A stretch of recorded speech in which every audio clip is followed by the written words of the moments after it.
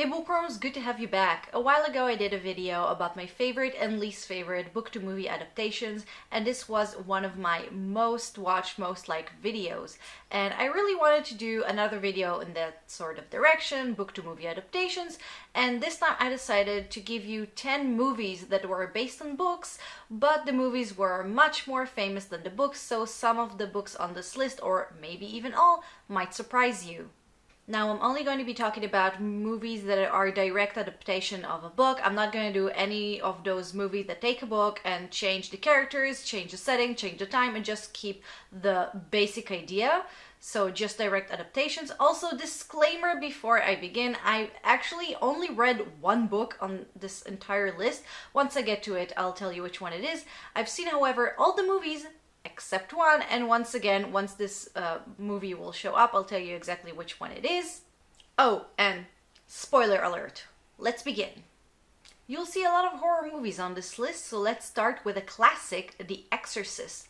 The book was written by William Peter Blatty in 1971, and the movie adaptation was directed by William Friedkin and was in 1973. In both book and movie, there's a little girl who is possessed by a demon, and there are two priests who are trying to exorcise this demon. The book itself is based on a real-life story of possession of a boy called Roland Doe. I'm pretty sure they changed his name to keep his real name private. But the author actually wrote a sequel to The Exorcist that was also adapted to a movie, The Exorcist 3. So where did The Exorcist 2, the movie, came from? Maybe the same place where the Jurassic Park sequels came from. Let's move on to something a little more lighthearted, like cartoons. Next is Who Censored Roger Rabbit by Gary K. Wolfe, which was adapted to a film called Who Framed Roger Rabbit, which was directed by Robert Zemeckis. In both versions, we have a film noir-style detective story which sets in a world where real-life people live together with toons, cartoon characters. The protagonist is Private Eye Eddie Valiant, who is hired by the toon Roger Rabbit, and that's where pretty much all similarities to the book end. The characters are different, the mystery is different, the tone is also very different, and oh yeah, Roger dies right at the beginning. No doubt the movie is much more lighthearted, but the author of the book liked it so much that he actually rewrote his own book in order to match more to the movie. Now that's impressive. And we're back to the horror genre, to the one movie that I've never seen and I'm not going to see because I really hate body horror. It's called The Hellbound Heart, and the book was by Clive Barker, who also wrote and directed the first movie, so that's a good point. The movie, however, was retitled to Hellraiser. Now you see why I don't want to watch this movie. From what I hear, the book and the movie are pretty similar, and there's this box that you can use in order to bring these devilish creatures called the Cenobite from their dimension to our dimension. There was a man who was dragged to their hellish dimension who tries to come back by convincing his ex-lover to murder men so he can feed off their flesh in order to come back, and it's a little more complex, but I'll just let you watch the movie or read the book for yourselves. Now, a quick note before we continue. I'm sure that's pretty obvious why there are so many horror films on this list. When you make a horror movie, unlike a book, you can use visual effects, you can use sound effects, something you don't have in books. But what about psychological horror? Surely books can build tension just as good as movies. So let's talk about Psycho. The book was written by Robert Bloch and the movie was directed by the legendary Alfred Hitchcock. We all know the story. A young woman on the run stops at Bates Motel for the night, a motel who is run by a mother and her son, Norma and Norman Bates. However, on her first night there, she's murdered by Norma, which leads her sister to try and find out what happened to her, only to discover that Norma has been dead for many years and her son, Norman, has some sort of a multiple personality disorder, and in one of his personalities is his mother, who was the one who murdered the young woman, Mary or Marianne, depends on which version you're talking about. The book itself is loosely based on a true-life serial killer, Ed Gein, who murdered women, skinned them in order to use their skin for furniture and clothes, talking about some brutal DIY.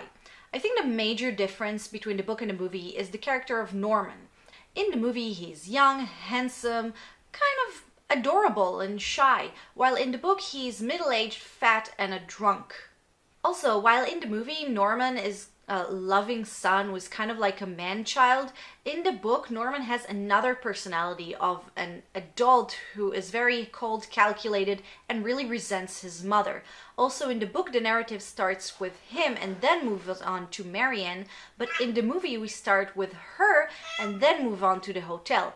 According to the movie Hitchcock, which is about Alfred Hitchcock while filming the movie Psycho, it was done in order to increase shock value and to have a protagonist who is being killed off after like half an hour in probably one of the most famous movie scenes in history. Okay, that was creepy. Let's go on to something a little lighter, maybe a little cheesy romantic story involving witches and bringing people back from the dead. Next up is Practical Magic. The book was written by Alice Hoffman and the movie was directed by Griffin Dunne.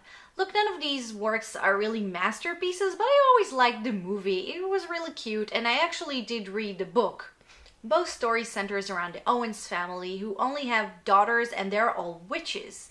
The protagonists are sisters Sally and Jill, and that's where pretty much all similarities between book and movie ends. If you've seen the movies, you know that it centers around how the sisters accidentally kill Jill's abusive boyfriend and how she, like any good abused girlfriend, wants him back. So they resurrect him only to kill him again because he turns out to be this really creepy, violent, zombie-like creature. He doesn't stay dead for long, however, because he continues to haunt the house, and there's another character of a police detective who comes in order to investigate said boyfriend's disappearance, and he starts having a romantic relationship with Sally. All of this kind of happened in the book, but it's just a side note. In the movie, they totally left out stories about the girl's aunt's past and the character of a school teacher who becomes Jill's good boyfriend after she gets rid of the old, bad, abusive one. Overall, I must say I prefer the movie version to the book one.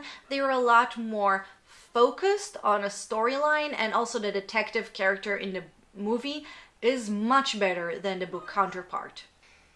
Before we go back to horror, let's move on to science fiction for a moment, to the classic We Can Remember It For You Wholesale, a short story by Philip K. Dick. Now granted, this is difficult to create an entire plot for a movie from a short story, however it does give you the creativity to take a really cool idea and turn it into an entire story. The story sets somewhere in the future where people from Earth can visit Mars for a vacation. A regular middle-class guy really wants to visit Mars, but realizes he can't afford it. Instead, he goes to this place that can insert false memories of vacation instead of going to an actual vacation. Moreover, it can even insert memories of him being a secret agent on a mission on Mars. Things go sour when, before these false memories can be inserted, it's turned out that this man was actually really a secret agent on a mission from Mars, and these memories were somehow erased. Sounds familiar so far? The movie version of this book was called Total Recall, and it was directed by Paul Verhoeven. Hopefully I'm saying his name correctly. And as much as it pains me to say it, and as much that this was not a very good movie, the reboot of Total Recall was actually more accurate to the source, because guess what? Arnie never gets to go to Mars. But anyway, I prefer the 1990 version any day. Next, we don't really have a horror movie, we have a kids-friendly horror movie about this mysterious board games that contains many perils like dangerous animals, natural disasters, hunters that can hunt you, and the game itself can suck you into it. Jumanji is a wonderful movie directed by Joe Johnson, which is based on a children's picture book by Chris Van Allsburg that no one seemed to have read. In the book, siblings Peter and Judy get bored, so they decide to go to the park where they find this board game, Jumanji, in which every time that you roll the dice, the thing that you roll on becomes real, like lions, stampede, etc.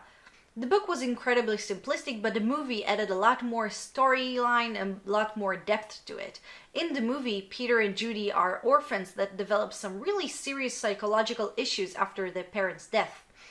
In addition, in the movie we have the character of Ellen, a boy who was trapped in the game for many years, and his childhood friend who herself suffered severe psychological issues after she watched her friend disappear into a board game. I don't know if you guys know this, but there's going to be another reboot of this movie. I wonder how that's going to be like, but I doubt I'm going to read the book anytime soon. Okay guys, are you ready for some more horror? Where the antagonist is actually an animal and the movie from the 70s actually started the entire trend of summer blockbusters. In a little beach town called Amity, a great white shark is terrorizing the people and eating tourists, which is really bad for business, so it's up to 3 men to try, find and kill said shark. I'm pretty sure you know which movie I'm talking about, and Jaws was written by Peter Benchley and the movie was directed by Steven Spielberg. Both versions are pretty similar in terms of plotline, with 2 main differences. The first one being that in the book we get to see a little in more depth the harsh financial situation of this town, which kind of explains why people were so reluctant to close the beach after the first attack. The second one is in the characters of Brody, Quint, and Hooper that Steven Spielberg himself said that in the book they were such assholes he was actually rooting for the shark to win, and quite cleverly in the movie they had to change them in order to make them a little more likable. Next we have a book that received a movie adaptation starring Frank Sinatra but isn't so famous, and then in the 80s it got remade again to much more of a blockbuster who started a few cool people's acting career. Nothing Less Forever by Roderick Thorpe is about a man who is trapped in a building because there is a terrorist group who captures all the people there as hostages, and this man wants to save them, especially his family member who is trapped there as well. This is the end of most similarities between the book and the movie adaptation Die Hard that was directed by John McTiernan. Yes, Die Hard was a book first. A lot of change from the original. John Leland, not McClane, is shooting people left and right, including women. The terrorist groups are actually anarchists that might have a rightful cause, and it's not McClane's wife that's trapped there, it's actually his daughter. The saddest thing, remember at the end of Die Hard when Alan Rickman wanted to take Bruce Willis's wife with him as he falls, but Bruce Willis managed to save her?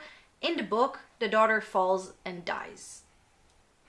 Let's end this list on a positive note, and for the last entry we have another children's picture book. In a magical fairy tale land, a gruesome ogre decides to go out from his house to an adventure and even ends up saving a princess. Shrek was written by William Steig and was adapted to an animated film which was directed by Andrew Adamson and Vicky Jansen. Much like Jumanji, the book itself is pretty simplistic and the film added a lot more depth and, let's face it, a lot more plot. In the movie we do have a very strong theme of not judging a book by its cover, and also that you are yourself responsible for your own destiny. By the way, there's another version of Shrek which is entirely based on the movie, which is a stage musical. If you're into musical, this one is really a great one. And that's it guys, I really hope you enjoyed this video about movies that are book based, and I would like to know, do you know any books on this list? Have you read any of them? And of course I want to know which ones I missed. Which other movies out there are based on unknown books? Make sure to write what you think down below. So bookworms, thank you very much for watching. If you did like this video, please don't forget to click like, and if you want more, feel free to subscribe to my channel for more book related videos every other Friday. And until next time, bye bye.